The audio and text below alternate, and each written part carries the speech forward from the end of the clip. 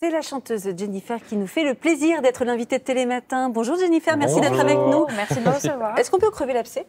Allez-y. Jean-Baptiste Marteau est complètement marteau de vous, c'est le cas de le dire. Il est dingue. C'est vous. Mais c'est lui, c'est votre plus grand fan. Non, on peut pas plus grand. Ouais, quand même. Bon, enfin voilà. Donc voilà, maintenant c'est dit, on va pouvoir parler de vous et de votre neuvième album qui s'appelle justement Numéro 9. Alors pour ceux qui ne savent pas qui est Jennifer, je pense qu'il n'y en a pas, mais malgré tout, on va faire un petit récap. Jennifer, c'est ça. C'est ça aussi. Non. Non, non. Pas de Jennifer. Et bien sûr, c'est ça aussi. Non, il y a encore ça.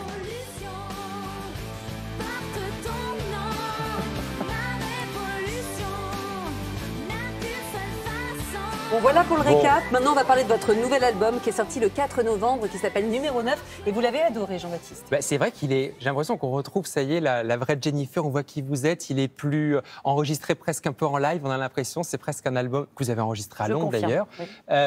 Il vous ressemble plus, cet album Numéro 9 ? Chacun de mes albums me ressemble. Me ressemble, et celui-ci, forcément, plus j'avance dans l'âge, plus j'accepte de choses, plus je me libère de choses. Et, il y a moins de filtres, quoi. Oui, il y a moins de filtres. Et puis surtout, j'ai été très, très bien accompagnée. C'est grâce aux auteurs et aux compositeurs aussi qui m'ont fait un petit peu du sur-mesure, puisque je n'écris pas et je ne compose pas. Je partage ma passion avec d'autres et on en parle, on aborde certains thèmes qui me tenaient à cœur. Et voilà, donc c'est eux surtout que j'applaudis. C'est surtout les musiciens aussi qui ont collaboré sur ce disque. Il y a beaucoup de passion. 12 titres Ouais, il en existe 18. Ah.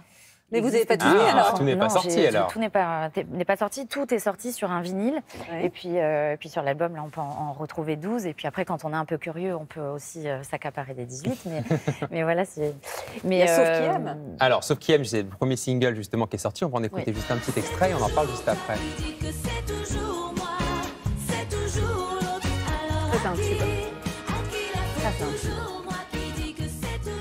Alors c'est vrai que plutôt plus coloré, plus pop, avec des sonorités un peu années 70 aussi, que vous avez voulu retrouver dans cet album. Oui, j'ai souhaité laisser plus de place à la musique aussi. J'ai toujours eu... C'est-à-dire plus de place à la musique par rapport à quoi? À la liberté des musiciens, liberté d'expression des musiciens. Et c'est pour ça que je suis partie à Londres. J'avais envie de m'imprégner de cette culture un petit peu anglo-saxonne. Je voulais ce son-là. Et je voulais ce son en particulier de ce studio-là, parce qu'on a pu enregistrer sur bande et justement dans des conditions de live. Tous les musiciens ont joué ensemble. Je suis arrivée avec mes maquettes et puis ils ne me connaissaient pas. Et vous leur avez dit, allez-y, lâchez-vous. J'ai bien aimé l'idée aussi, qu'ils laissent place à la musique. Et libre cours à leur imagination. Hyper dynamique, quasi live. C'est ça que vous recherchiez. Alors vous allez partir sur les routes, évidemment, avec cet album partout en France, et notamment le 18 mars prochain, vous serez à l'Accor Arena. C'est votre 9e album. Ça fait 9 fois que on vous fait le coup de la sortie de l'album. Est-ce qu'au bout de la 9e fois, on est un peu moins stressé? Non. Non, il y a toujours j'ai le cœur qui palpite, même quand j'en parle encore aujourd'hui. Donc là, il est sorti depuis le 4. Ça me fait bizarre. C'est un album qui ne m'appartient plus complètement, enfin, qui nous appartient. Et du coup, non, je projette surtout sur scène. Et puis, ça fait longtemps qu'on pense à cet album. Ça fait 2 ou 3 ans que je travaille sur ce projet-là. Donc, forcément... Il faut le voir porter maintenant, comme on dit. Il faut le voir sur scène. Absolument. Ouais. C'est un album de scène, voilà. Il faut le voir à Bercy maintenant. C'est ça. Au mois de mars, c'est possible. Ça va être un très beau spectacle, surtout, encore une fois, je suis très bien entourée. Bon, Jennifer, on est obligé de vous reposer la question, mais puisque c'est dans l'actualité, finalement, on vous a découvert, le grand public, avec la Starac sur une grande émission à télécrochet il y a plus de 20 ans. Ça recommence aujourd'hui.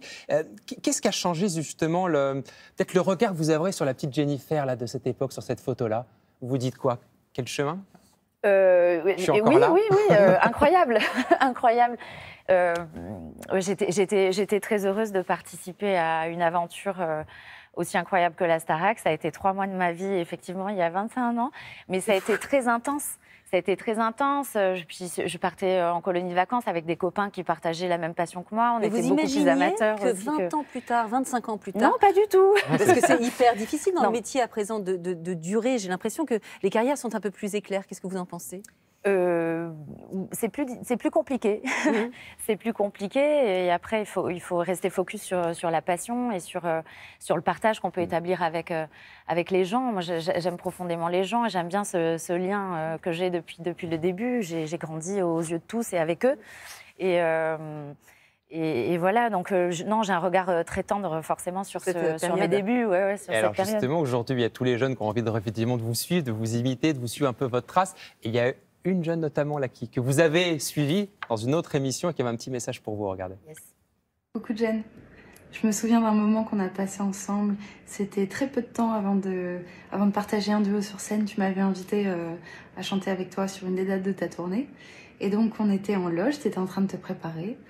Et tu as lancé une playlist qui était extrêmement variée. Il y avait des chansons grunge, des chansons rock, des chansons pop. Il y avait du français, de l'anglais, peut-être même d'autres langues.